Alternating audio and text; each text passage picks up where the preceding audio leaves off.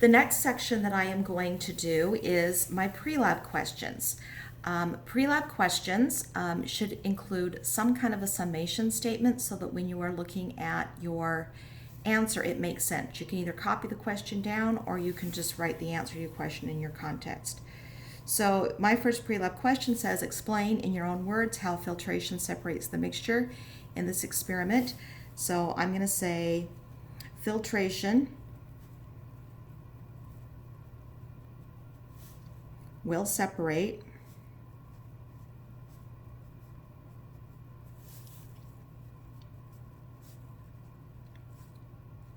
the solids, and then I want you to write down exactly what those solids are from the liquid.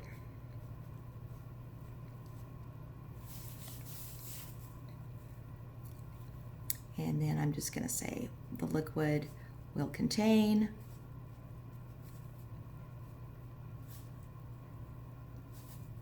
blank and blank.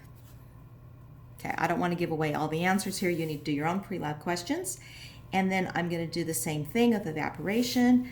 I'll put it in context. Evaporation will separate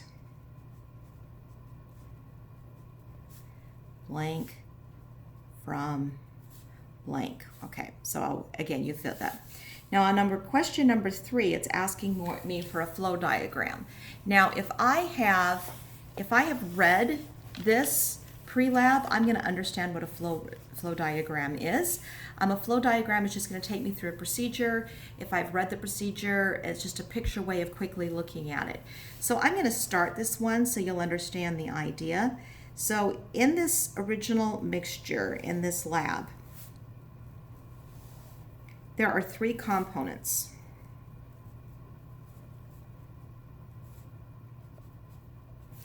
The original mixture has the sand, which I'm going to write SiO2. It has sodium chloride. And it has magnetite, which is mostly iron, so I'm going to write iron.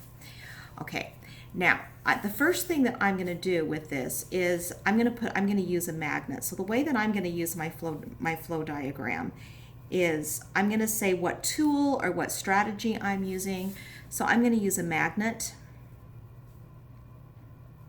And then the magnet is going to put my material into 2 piles. So in pile number 1, I am going to have my iron. And then after I separate it with the magnet, pile number 2 is going to have my sand and my salt. Okay.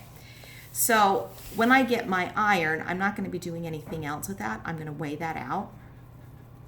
But then I have the sand and the salt, so I have to do another step. So I'm going to think about, okay, what do you do to the sand and the salt? We are going to add water. And then this gets worse before it gets better, because now I'm going to have sand, and the sand is still solid. And I'm going to have NaCl and water.